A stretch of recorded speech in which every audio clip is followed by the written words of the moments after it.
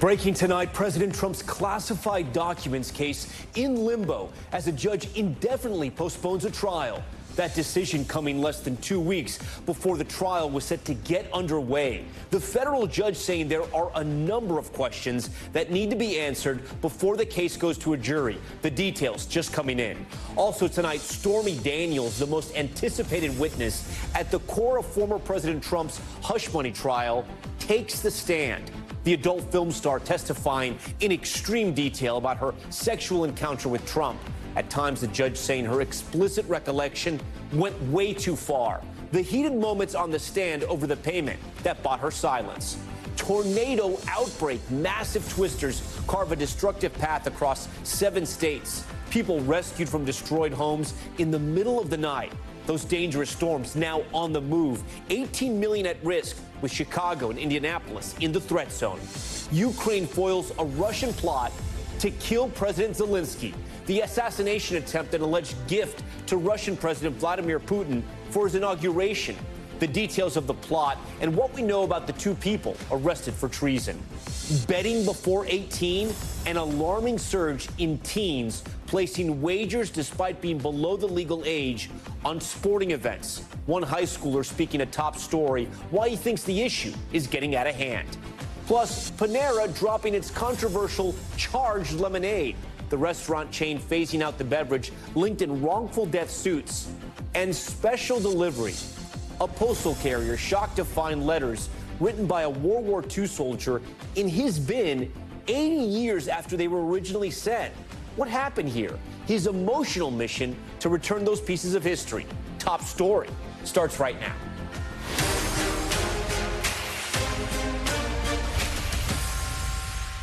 Former President Trump spent his day in a New York courtroom listening to bombshell testimony from adult film star Stormy Daniels. But tonight, breaking news out of Florida, where the classified documents case against Trump has been thrown into jeopardy. Good evening. We're following new developments as a judge in that documents case indefinitely postpones the trial scheduled to begin in just 13 days. This as one of 4 criminal cases against the former president. The federal judge saying a number of pretrial issues have yet to be resolved. The decision making it less likely Trump will face a Florida jury before the November election. The former president is facing dozens of felony charges related to classified documents found at his Mar-a-Lago home and his refusal to return them. That announcement coming after a dramatic day in a New York court as Stormy Daniels took the stand in Trump's hush money case. We'll break down her highly anticipated testimony in just a moment. But first, let's bring in NBC News Justice and Intelligence correspondent Ken Delanian to start us off tonight. So, Ken, let's get right to that breaking news now. How big of a setback is this for the federal government? It's not a surprise, Tom, but it's an enormous setback. The judge had put this case in legal quicksand. Not only did she postpone the May 20th trial date, which we all saw coming, but she hasn't set a new one, and she set 5 separate hearings on various motions by the defense, all of which she's going to spend time in court hearing the arguments, asking for briefings, some of which many legal experts say do not require hearings, but nonetheless she is holding them. And it really does raise questions, as you said, about whether this case, which arguably is the most serious and consequential case against Mr. Trump, or at least the most cut and dried one, whether this case can go to trial before the election. And obviously, if Donald Trump is elected president and this case is still pending and he takes office, this case can be made to go away, Tom. Yeah, Ken, I want to ask you, Jack Smith, obviously the special counsel here, is there anything he can do at this point? Sure. The special counsel could file a motion to recuse the judge, to ask the judge to disqualify herself and then take that up on appeal. But that is a really tough thing to do, Tom. Jack Smith would have to prove that this judge acted in a way that causes a reasonable person to question her impartiality. And it's not clear that she's done that, even though many legal experts say that some of her rulings are outside of the norm. Because what she's essentially doing here is she's asking for more time to hear the evidence and to hear the arguments. And how can you really argue with that except to say that, you know, a more experienced judge would have already had this case to trial? It's not clear that she's biased in favor of Donald Trump, but what legal experts say is she's an incredibly inexperienced judge who is taking way too long on a lot of technical issues that don't really require the time that she's devoting to them. And then, Ken, is there any chance this trial is going to happen before the election now? It's possible because we have these hearings now in June and July, and if she resolves these matters quickly, both sides have said that they could go to trial. One said August, the other said September. But really, it seems unlikely because a lot of these things can be appealed by the defense if she rules against them. And it's worth remembering, Tom, Jack Smith could have brought this case in Washington, D.C. He might have drawn an entirely different judge, but he decided that most of the conduct happened in Florida, so the right thing to do is bring it in Florida. And this judge was assigned by a random chance. Donald Trump is arguably one of the luckiest politicians in American history, the way this case has gone. Okay, Ken Delaney on that breaking news. Ken, we appreciate all your reporting. We want to stay on former President Trump's legal battles and that dramatic testimony on day 13 of the New York hush money trial. The jury hearing from a star witness at the center of this case, Stormy Daniels. NBC News senior legal correspondent Laura Jarrett was in the courtroom and has that report for us tonight. Tonight, Donald Trump seated just 10 feet away as the woman at the center of his hush money cover-up trial, Stormy Daniels, testified in vivid detail about their alleged sexual encounter nearly 2 decades ago that prosecutors say he was desperate to hide from voters before the 2016 election. The adult film actress speaking quickly at times, looking directly at the jury, recounting how she first met Mr. Trump at a celebrity golf tournament in Lake Tahoe in 2006 and went up to a hotel suite where the pair ultimately had sex, which Mr. Trump says never happened. Mr. Trump, how's it going in there? Did Stormy pay you? She told the jury she was not threatened and wasn't drugged, but her testimony about an imbalance of power and blacking out during the alleged encounter prompting the defense team to ask the judge to declare a mistrial, arguing the lurid details were only meant to embarrass the presumptive GOP nominee, saying the testimony is impossible to come back from. The judge refusing to declare a mistrial but agreeing some of Daniels' testimony would have been better left unsaid, all leading to a heated cross-examination. The defense zeroing in on testimony Daniels gave about an unknown man she says confronted her in a parking lot in 2011, a story she recounted to 60 Minutes. A guy walked up on me and said to me, "Leave Trump alone." And then he leaned around and looked at my daughter and said, "A beautiful little girl. It'd be a shame if something happened to her mom." The defense pressing her about why she didn't call police or tell her then boyfriend at the time. The testimony stretching far afield from the criminal charges the former president faces for allegedly disguising how he reimbursed Michael Cohen, his former fixer and attorney, who paid Daniels the $130,000 to stay quiet just before the 2016 election. The judge chiding Daniels to move it along at times. Their case is totally falling apart. They have nothing on books and records. Daniels telling the jury today she was focused on selling her story, but my motivation wasn't money. It was to get the story out, adding she didn't feel safe after the parking lot threat. Mr. Trump's defense attorney taking direct aim at her credibility and past denials of their alleged encounter, grilling her. "You are looking to extort money from President Trump, right?" Daniels responding, "False." Okay, Laura Jarrett joins us tonight from Lower Manhattan. Laura, there were times during this trial I know that maybe for the jurors seemed a little bit boring, very technical on the way payments are made. That was not today. Talk to me about how the jurors looked as they were hearing this testimony from Stormy Daniels. So, Tom, when she first walks in, her voice is trembling. She calls herself Miss Stormy Daniels, and you just could feel the tension in the air. The former president is seated just feet away from her as the jury is listening to her describe all these vivid details as I laid out in the piece. It was awkward.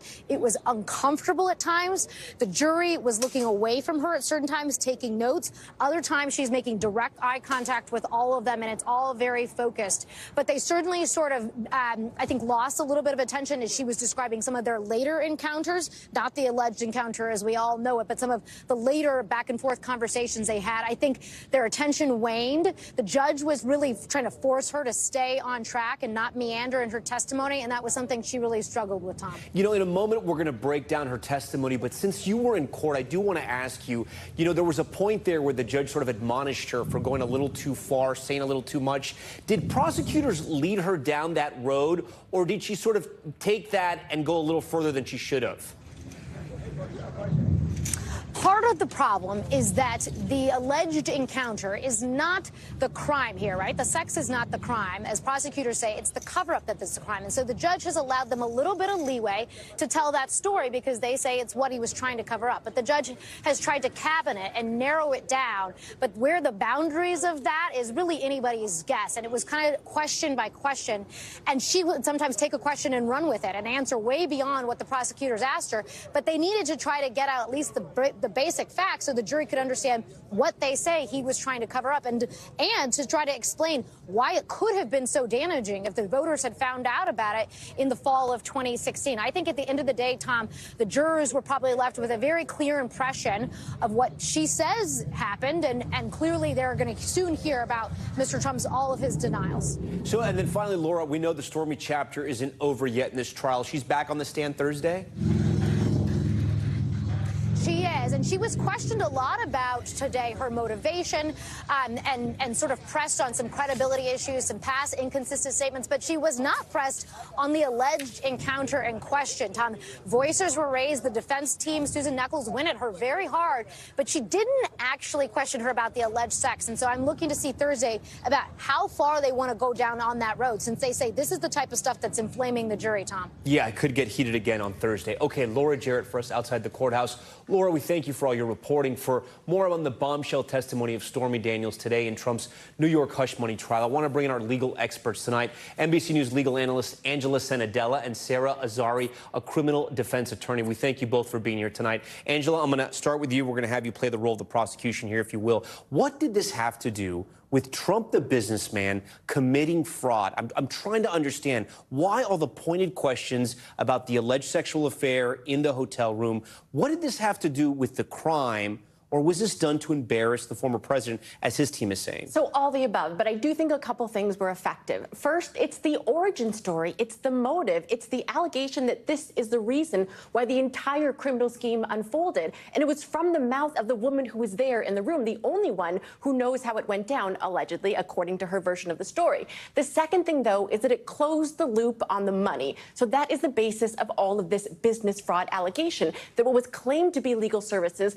was actually this. Now, we know she is not a lawyer, and now we know what really allegedly was. So the fact that before we just had the lawyer receiving the money, and now we know those funds then went on to her, really closes the loop.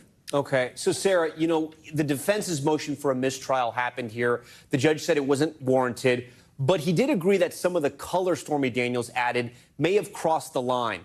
What do you make of this motion? Was it expected, and is it going to hurt this case on appeal? Yeah, Tom, that was very much mixed messaging by the judge. Granting a mistrial based on the elaborate testimony would mean that this judge is admitting his own judicial errors by allowing that testimony. And because, remember, he could have struck her response. He didn't. He could have stopped her response. He didn't. He just admonished her.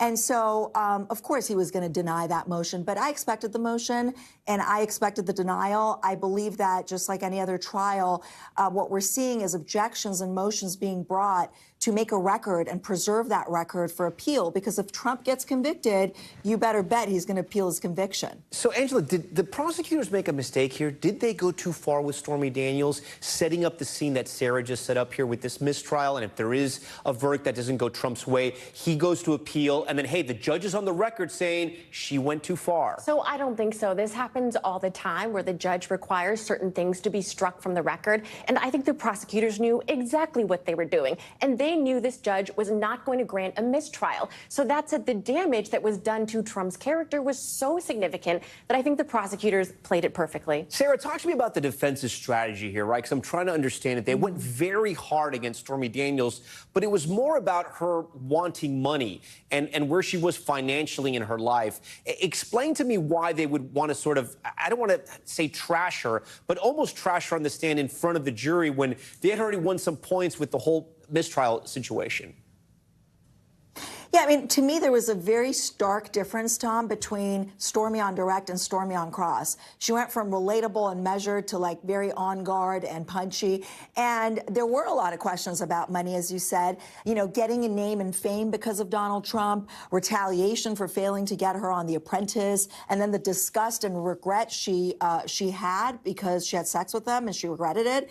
But I think what was shocking to me was that emphatic testimony about her deep hatred and disdain towards Donald Trump. I mean, you know, any other witness who has that disdain is going to downplay it at least. But she was very clear that she hates him. If he's convicted, he should go to jail. And so I think that's fodder for the defense. They'll argue that she's biased here and she didn't get what she maybe had bargained for at the time.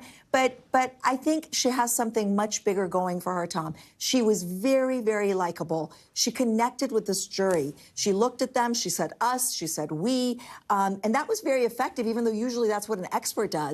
I thought that she was very, and where there's likability, there's credibility, no doubt. But Sarah, what do you think the strategy is going to be going into tomorrow?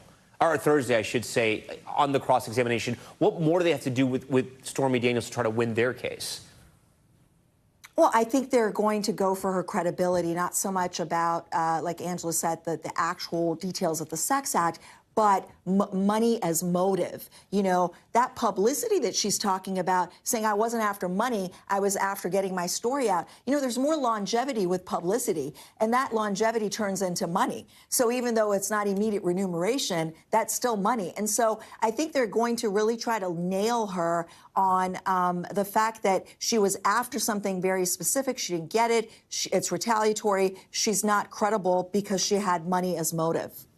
And then, Angela, I do want to ask you, are prosecutors, do you think, concerned that they're now trying to sort of sow this doubt with Stormy Daniels? She was on a podcast with Michael Cohen. She has these tweets where she hates him. She testified that she hates him. I mean, is that going to hurt her in front of the jury? Yeah, so look, I think they knew she was going to be a risky witness overall, but it was a calculated risk they took. And I do think it was strategic. It came on the heels of Hope Hicks's testimony. Because what did she do? She said that he was very concerned about his wife, Melania. Well, guess what? Having Stormy up on that stand and talk about how the chase wasn't just one time, but it was repeated. Well, what is the jury left with? This man clearly doesn't care that much about what his wife is thinking if he's very openly chasing this woman. Sarah, do you think that's true? Do you think that's going to affect the jury? Absolutely. I think that it's so important, you know, yes, there was a lot of details. There's some blurred lines about where she should have stopped and didn't. But remember, Donald Trump has always denied this relationship. And it's almost like she's saying, this wasn't even just a one-night stand that he's denying. This was ongoing. You know, he was blowing up my phone. I finally ignored him. He went away. But, like, it went on for a year. So I think the details matter to really lay out the extent and scope of the relationship, because he's just doubled down and he's always denied this. Sarah, the prosecution announced they're probably less than 2 weeks away from resting their case. Do you think the defense puts up a case? I mean, I don't expect Donald Trump to testify. I think perhaps maybe if they have witnesses who can, you know, they can go on a smear campaign with the credibility of these witnesses that, you know, have credibility issues. But I don't know. It's hard to tell. It's hard to tell. I just think that their bigger sort of reliance is going to be on poking holes in the prosecution's case. Angela, who do you think is on top right now? I actually think it's defense, Tom. I think Do you the really? prosecution Okay. has so much to prove here. It's chaotic. It's going to come down to the closing arguments. If they can weave this all together and prove that it was really election interference, campaign violations, then they've got it. But I have just seen just this. What do you? They're too scattered. They're too all over the place. Is that what you're saying? I just think it's so much for the jury to follow. I mean, frankly, it's a lot for legal analysts to follow. And there's two lawyers. We should remind the viewers on the jury. Right, but there's a lot of steps that the prosecution has to prove. It's not a direct line. It's misdemeanor, felony with XYZ, and they have to prove all of it. Angela and Sarah, always a pleasure to have you guys both on the show. We thank you for that. Next, we're turning to some breaking news tonight. Dangerous weather across the country. A tornado touching down in Michigan late today. We'll have those details in just a moment. But first, we want to turn to the deadly tornado strike in Oklahoma. Those storms killing one person as they ripped through small towns in central and southern states, causing devastation and disruption for millions. Sam Brock reports tonight from a region in ruins. Barnsdall, Oklahoma, tonight is a sight that won't easily be forgotten. Homes twirled into speckles of wood and mangled metal after a vicious tornado tore through the city of 1400. We need a lot of prayers. Claiming one life and prompting hours of search for a missing person. Yet the sheer force of Mother Nature. So how did you survive? I guess the good Lord. Countered by the resolve of residents like Carl Kelly, who used his body to shield his 80-year-old mother. How long were you covering your mom for? However long it was. 5 seconds, 10 seconds, a minute, I don't know. Time stops. It stopped for me. Are you okay? Barnsdall's authorities say they rescued around 25 people. Get out of here. You can't get off. One of the stunning aspects of this storm is that the tornado could be so violent that it would shear the side off of a home, snap a tree in half, take an entire home and life possessions, and stack them like this on top of property, and flip over a car which still has a headlight on. And to this point, the casualties are only a handful. Many here know that could have been different. Everything's literally like kind of exploding, blowing everywhere. Chase Short nearly drove into the tornado to reach his panicked girlfriend. The only thing that completely stopped me from completely going through the tornado itself was somebody coming out of it, flashing their lights at me. While feet away at Bartleville's Hampton Inn, there was a partial roof collapse and families holding on for dear life. And we all just went running, and the windows popped out of the hallways, and the suddenness of the severity was shocking. Tonight, gratitude to be alive for loved ones, despite the physical destruction surrounding them. Tom, as far as the depth of the destruction, the survey is still ongoing right now, but the National Weather Service says this is at least an EF3, if not an EF4. As for that other tornado that happened exactly here 1 month ago, the mayor says this is far more devastating. 30 to 40 homes damaged or destroyed. That is hundreds of people, more than likely, without housing right now. And he says, just like many cities in America, there's just not available rentals at the moment or affordable housing, which pushes a lot of them into a very dire situation. Back to you, Tom. Okay, Sam Brock for Sam. We appreciate that. Sad news over there. Those severe storms, they're not over yet. More than 50 million still in the risk zone, as we mentioned, and we're following some breaking news right now out of Michigan, where a suspected tornado just touched down outside of Kalamazoo. Video circulating, you see it right here on social media, showing significant damage to a FedEx facility. We're also hearing reports of damage to homes and roads. I want to get right over to NBC News meteorologist Bill Cairns. Bill, I think this might be the first time you're seeing that video as well. Any word on what you're tracking tonight and what hit that area of Michigan? Yeah, this is the suburbs south of Kalamazoo. So here's Kalamazoo right here. And this was the storm that was just south of here with that tornado. We just saw the damage. It's in the town of Portage. And we know that there's search and rescue ongoing right now. On the scanner reports, they said a mobile home park has been decimated. So our thoughts and prayers with them as they go through, the hour and two after the recovery, the chaos of it. The power is out.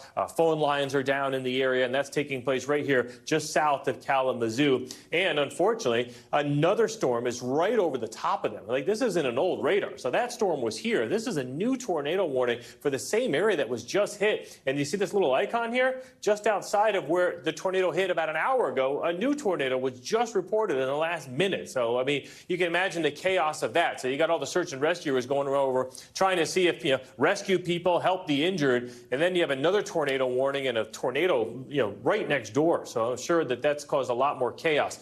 Other storms in this area have produced tornadoes. We've got about at least 1, 2, 3, 4 others. I haven't seen significant damage with those. I know Union City, I'm worried about that, had a tornado emergency for the city. So we'll give you reports if we get anything new on that. This is further to the south. This is in Indiana. This is Fort Wayne. And when you see a hook like this, that's when you get a supercell, and there's likely a tornado right here. So our friends in Monroeville need to be in their shelters, getting underground if possible, or in the middle of your house, blankets, pillows over the top of you if this is coming your way. Again, that's in Monroeville, heading right on the border here of Indiana into Ohio. Other storms that we're going to track tonight will spread into Ohio. Eventually, they'll develop a little further to the south, Cincinnati and Louisville. And Tom, tomorrow, we're going to do this all over again. We got a huge area. So that's today. Tomorrow, almost 50 million people at risk. This time tomorrow, I'm sure we'll be tracking additional tornadoes and maybe even strong tornadoes, too. Okay, Bill, we appreciate that. We'll stay on top of it. We want to turn now to the war in Gaza, where tonight Israeli troops descended on the southern border city of Rafah. The humanitarian zone for more than 1 million Palestinians now is staged for war. The escalation coming amid the ongoing talks of a potential ceasefire between Israel and Hamas. NBC's Richard Engel reports from Jerusalem on those talks. The Israeli military today said the only language Hamas understands is force. And all day, Israel shelled the southern city of Rafah. Israeli tanks rumbled in, trampling over Palestinian signs, taking over a border crossing with Egypt it says Hamas uses for terrorist purposes, but also stopping the flow of aid.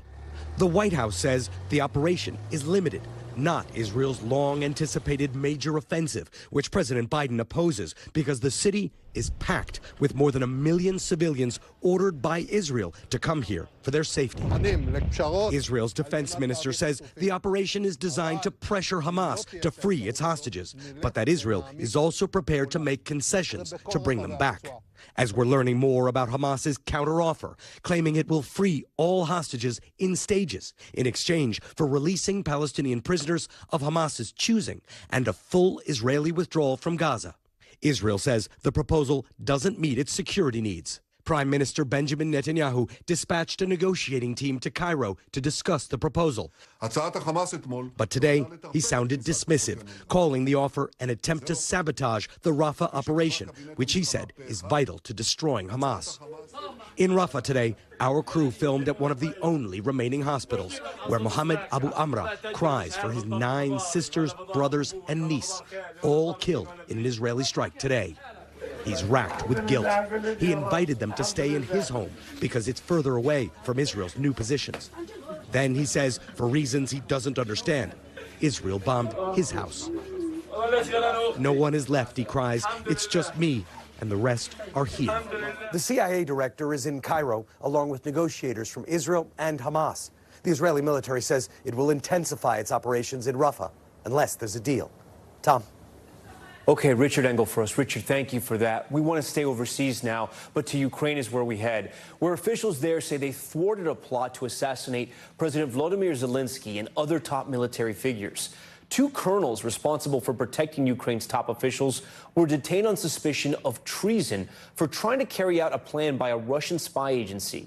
For more on this, I want to bring in NBC News foreign correspondent Megan Fitzgerald. Megan, tell us what we know so far. Well, Tom, look, we know that those 2 colonels who were arrested were in the very agency that's supposed to protect top officials. That's according to Ukrainian authorities. We also know that they were recruited before the war broke out, and this plot was supposed to be carried out just before President Putin's inauguration, which was today. This was a plan that Ukraine says was backed by Russian federal security services, Tom. And then, Megan, remind our viewers, this is not the first attempt on Zelensky's life since war broke out there. Yeah, you're absolutely right. So Ukrainian officials say that there have been at least 10 attempts to assassinate President Zelenskyy since the war broke out in February of 2020. One of the latest ones was just last month when a Polish man was arrested by authorities for allegedly trying to assassinate the president of Ukraine. And that, of course, was another plot that they say was backed by Russia, Tom. And then finally, has Russia responded to these allegations of any type of involvement? So, Tom, so far, Russia has not responded to these allegations. But look, Russia is infamous for carrying out these types of plots on anyone they feel is an enemy of President Putin, Tom. Okay, Megan Fitzgerald from London. Megan, thank you. Still ahead tonight, an update on a missing American woman who vanished in Florida. Her estranged husband now in federal custody in connection to her disappearance. The evidence, authorities say, has put the focus on him. Plus, the tragic discovery at the scene of the Baltimore Bridge collapse, the body pulled from the water that has officially put an end to the recovery efforts. And a major change coming to the Boy Scouts, why the company says it's changing its name after more than a century to Scouting America. Stay with us.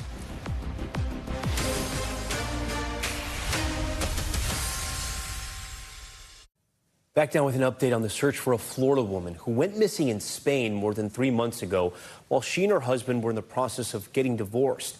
That husband now in federal custody. NBC's Priya Sridhar has more on the clues investigators followed that led to his arrest. Tonight, 36-year-old David Kuzanovich behind bars, arrested by federal authorities at Miami International Airport in connection to the disappearance of his wife. Court documents revealing the trail they followed that led to the arrest 3 months after Ana Maria Kuzanovich vanished from her apartment in Madrid, Spain, where she had moved for a fresh start while the couple was going through a divorce, according to an FBI affidavit. On February 3rd, she was reported missing by two friends who received these suspicious texts from her phone saying she was running away with a man she had just met. I tried to respond saying that I got worried about her, like it didn't sound safe, like what is she talking about, like this makes no sense, and my messages didn't go through. According to the affidavit, David Kazanovich sent those texts to a woman he was dating, asking her to translate them into Spanish the same day they were sent from his wife's phone. FBI agents say the day before those texts were sent, a man who resembled David Kazanovich was captured on surveillance video outside his wife's apartment. Anna Maria's friend who reported the disappearance, detailing what investigators say the video shows. A man with a helmet sprayed the surveillance cameras on the directory outside of her apartment building and waited for two people to leave the building and took the opportunity to go inside. Police say Kazanovich purchased the same brand of spray paint and duct tape just hours earlier. David Kazanovich's lawyer has maintained his client was in his home country of Serbia the day Anna Maria went missing. He has not responded to NBC's request for comment since the arrest. In the affidavit, FBI agents say David Kazanovich rented a car in the Serbian capital of Belgrade 4 days before Anna Maria went missing and returned it weeks later with the license plates replaced and the windows tinted, having driven it more than 4,700 miles. David Kazanovich is being charged with kidnapping. He was arrested in the Miami airport after his return flight to the United States from Serbia. He's next expected to appear in court on Friday. Tom? Okay, Priya, thank you for that. When we come back, the alarming trend in teen gambling.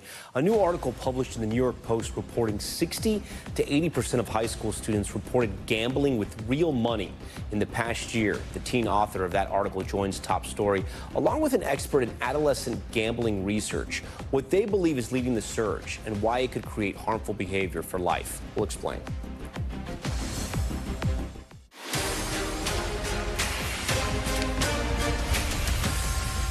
Okay, we're back now with Top Story's newsfeed. In an update tonight, authorities recovering the final victim from Baltimore's Key Bridge collapse. Salvage teams saying they located the sixth and final body today. Police identifying the victim as 37-year-old Jose Minor Lopez. Salvage crews are still removing large pieces of the bridge to restore full access to the Port of Baltimore. Another update tonight, Panera phasing out its controversial charged lemonade. Employees at the chain telling NBC that the restaurants are no longer ordering ingredients to make the highly caffeinated beverage. Panera has faced 3 separate lawsuits over the drink, which has been blamed for at least 2 deaths. The products can contain as much as 390 milligrams of caffeine. And the Boy Scouts of America changing its name for the first time in the organization's 114-year history. The organization will now become Scouting America. The CEO says he wants all youths to feel welcome in the program's ranks with the new name. The group has become more inclusive of LGBT members and leaders in recent years and began accepting girls in 2017. The organization is also emerging from bankruptcy after a flood of sexual abuse claims. Okay, now to an alarming trend surrounding teens and gambling. New York high school student Colby Catrone voicing his concerns on the issue in his article, High Stakes for High Schoolers. Want to bet teens need gambling education? It was a winning submission just published by the New York Post as part of their Scholars Contest. In it, he cites that 60 to 80% of high school students reported gambling money in the past year, despite the legal age ranging from 18 to 21. According to the National Council on Problem Gambling, gambling has become incredibly accessible in recent years after the Supreme Court's 2018 decision to strike down the federal ban on sports betting. That move paving the way for more than 30 states, plus Washington, D.C. and Puerto Rico to legalize online betting. For more on this, I want to bring in the author of that article, Colby Catrone himself, as well as Dr. Mark Potenza. He's a board-certified psychiatrist at Yale School of Medicine, specializing in adolescent gambling.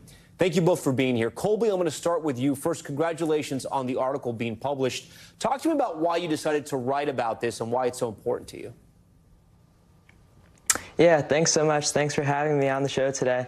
After just seeing how prevalent gambling has been in my high school and just seeing my friends gambling, sports right at their fingertips on their phones, just the conversation has about sports has gone from the actual game, right, to more of like the spreads and the money lines. So you just hear it being talked about in classrooms, at the lunch table, in the hallways. It's just so prevalent everywhere. So let me get nowadays. this right. Like, you're walking in class, or you're in class, you're in the hallways, and you're hearing people talk about money lines, and people have the gambling apps on their phones? Yeah, it's just become such a casual thing. Once it was unheard of to have almost anyone gambling outside of Las Vegas or certain states, but now it's just casual conversations about teenagers in high schools betting right on their phones. You know, Doctor, so it's no surprise that sports betting has exploded with all these states and obviously the apps on the phones. Talk to me about the dangers that kids are doing this now. And we should make it clear, it's illegal for a lot of these high schoolers because in most states to gamble, it's 18 or 21. That is correct. However, many students do gamble, as we're hearing. And this is a very alarming trend that is occurring in the setting of the internet, allowing people to place bets anytime, anywhere, and large amounts of money betting on just about anything. Doctor, I want to ask you, you know, there's so many influences with the sports gambling, right? Commercials all throughout the games. You walk into a stadium, you're inundated with the advertisements. How much of an impact is that having on kids? It's something that we need to understand better, but one could think of this as perhaps a perfect storm, where there is the increased availability, the legalization, the social acceptability, and the access via the internet in the setting of heavy advertising and coverage in the sports media. Colby, I want to read a portion of your article that was published again in the New York Post. Here's what you write. You write, it's time for schools to focus on the root cause of online teen sports gambling by implementing gambling prevention education in all high schools. Health class curricula across the nation cover the typical health risks for teens, such as smoking, vaping, drinking, etc. Yet gambling education is nowhere to be found in our schools. Do you really think that needs to be implemented, Colby? Yes. So, I mean, with drugs and alcohol and things along those lines, we're taught about the effects of it and all the effects of it. And gambling, it's such a recent topic that students, they don't know what the effects are when it comes to it. We don't know what will happen, and they don't know what will happen later down the line as they get addicted and just see negative effects throughout their life. Colby, do you have any friends who have already gotten into debt because of this? And I'm not sure the numbers too much with specific people, and it definitely depends on who it is, their addiction levels, what they're betting on, and all of those sorts of variables. But there's definitely an increase overall and trend of teens gambling in high schools. Yeah. Doctor, what would sort of a curriculum where kids would learn about gambling and the dangers of gambling when you're too young, how would that work in school? I think it's like other risk behaviors, like with substance use behaviors. Gambling and heavy gambling can get people off track in their educational endeavors and in their progression towards becoming young adults.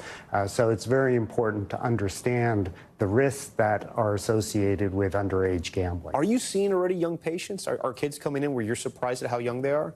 So we have seen an increase in calls for help in our state. Our state operates a gambling helpline. Yeah. And since the legalization of sports gambling, we've seen a 90% increase that is coming from... 90? 90% increase that is coming largely from young males with sports gambling problems, either calling for help themselves or a parent, usually the mother, calling for help about their son's sports gambling. So sad. Colby, what do you hope happens, or what do you hope you can accomplish with the article that was just published? Yeah, the goal of the article is just to shed some light on how big of an issue this is, as it's not really talked about in the media as much as many other common issues. And I think high schoolers just need to be aware of the effects of what they're getting into when they think they're just doing something as simple as rooting for their favorite players, but it's turned more into making money than watching the game and having fun as a fan. And Dr. Potenza, for anybody out there who may have a problem or for parents out there concerned, what's the best thing they should do? I think they should talk with their child about the potential problems and seek help. And there is a national helpline for people with gambling problems to reach out for help in their local jurisdictions. Dr. Potenza, Colby Cotrone, we thank you both for joining Top Story tonight. Okay, time now for Top Story's Global Watch, starting with the deadly building collapse in South Africa. A home security cam capturing the moment the 5-story apartment building gave way in the city of George in South Africa's Western Cape. At least 5 construction workers were killed, but dozens are still missing tonight. About 30 people have been rescued. No word yet on what caused this collapse. The search for a suspect tonight after Drake's security guard was shot outside the rapper's mansion in Toronto. Police say the security guard was shot by someone who was inside a car, which then took off. The unnamed victim was taken to the hospital and is in serious condition, but is expected to survive. It's unclear if Drake was home at the time. Police say there is no suspect or motive, but they will be investigating if a recent and very public feud between Drake and rapper Kendrick Lamar has any connection to this shooting. And a new study finding sperm whales communicate in a way that's similar to the human language. Researchers studying whales in the East Caribbean found that the mammals are using a complex structure of clicking noises they believe make up a phonetic alphabet. One of the lead scientists saying they believe they've found the first signs of what he called a whale language. All right. Coming up, the streaming leap forward. One company, not named Netflix, turning some heads in the media game. What this means for the future of streaming, cable, and how you watch your favorite shows and movies. Stay with us. A major moment happened in entertainment and streaming this week. Okay, maybe not major, but if a certain trend continues, we could look back and see this as a turning point. Here's why. Disney nearly making a profit on its streaming service for the first time in the fiscal second quarter, losing just $18 million between Disney Plus, Hulu, and ESPN Plus, in large part due to shows like The Mandalorian. For more on Disney's upturn and the future of streaming, I'm joined now by CNBC media reporter Alex Sherman. Alex, you put this headline out there on CNBC and it got on our radar. Explain to our viewers why this is such a big moment. And people might be saying, well, they still lost millions of dollars, but it is a big moment. Yeah, look, I mean, an $18 million loss in this quarter a year ago was close to $700 million. So losing $18 million doesn't sound great, certainly, in comparison to wildly profitable businesses. But we're getting closer. And Disney also said that in its fourth quarter, which was something it has said in the past, too, it will turn a profit in its streaming business. Why is this important? Because for the past 5 years or so, Disney has launched its streaming services, Disney Plus being the flagship one, but also Hulu and ESPN Plus, with the thinking that over time, these businesses would take over, in essence, for cable TV as the big moneymaker. So as cable TV subscriptions declined, streaming would eventually become a big, profitable business for Disney. It has taken 5 years, but finally, we are on the precipice of this happening, and that is key for investors looking at this stock. If they want to invest, it is the new growth story and actually profitable business instead of a money-losing one, which has really weighed on Disney over the past few years. You can only lose so many hundreds of million dollars in a quarter before investors start to lose a little patience, especially if you're a legacy media company rather than a tech upstart, say, like Netflix. Yeah, and I have to say, to explain to our viewers that aren't following this like we are, I mean, Netflix obviously makes a profit, but this is sort of a moment where all the streaming chips can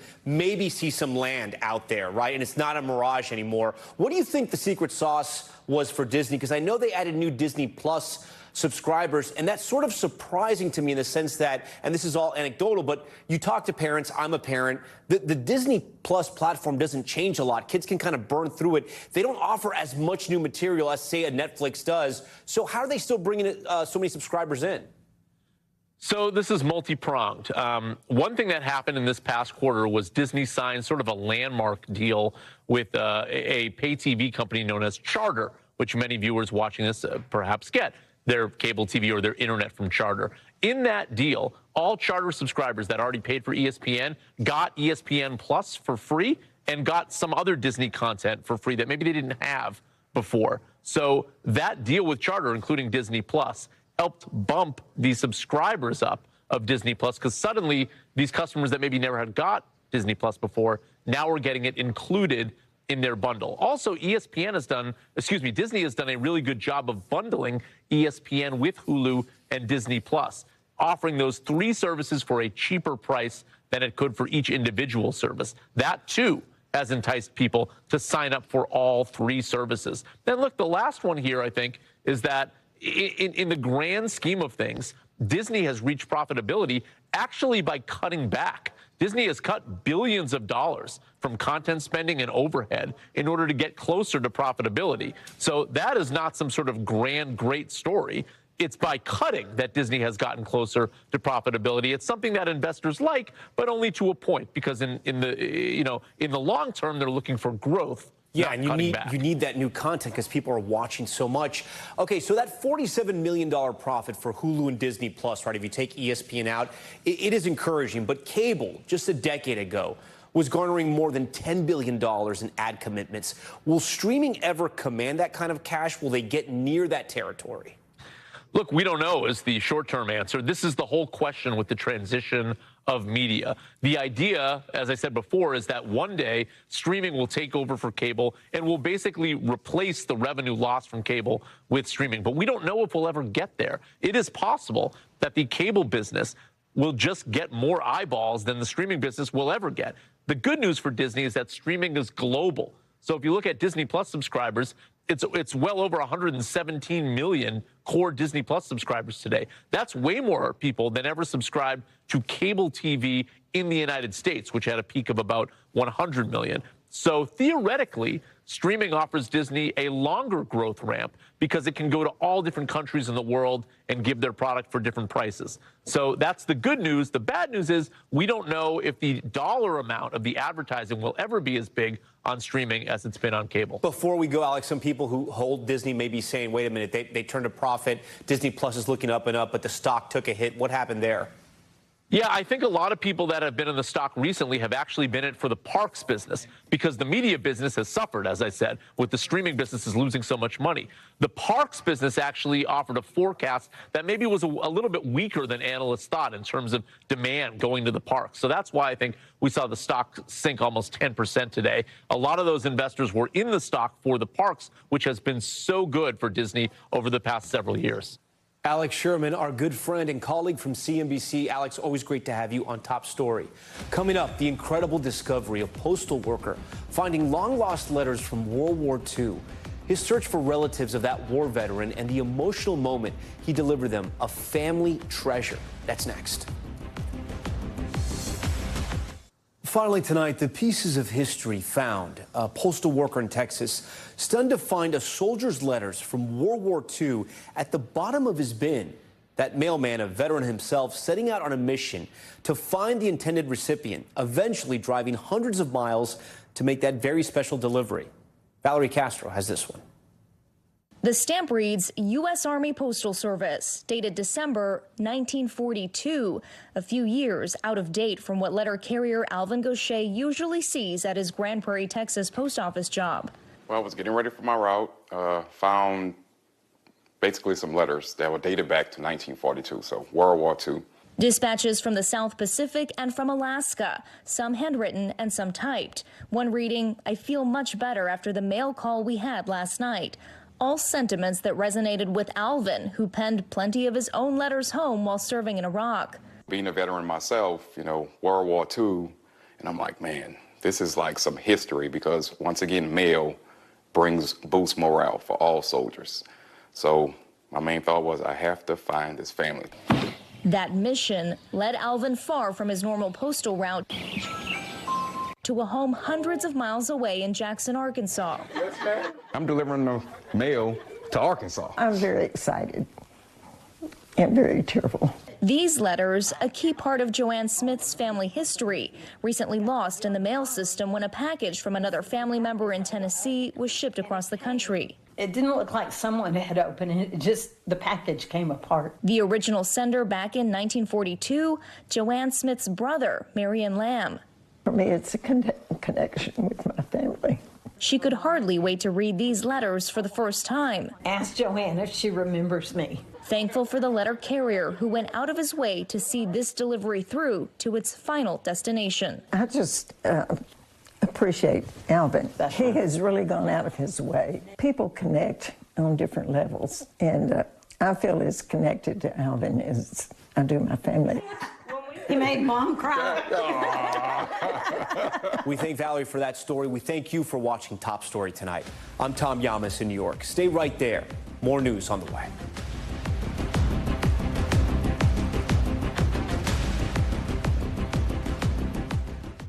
Thanks for watching. Stay updated about breaking news and top stories on the NBC News app or follow us on social media.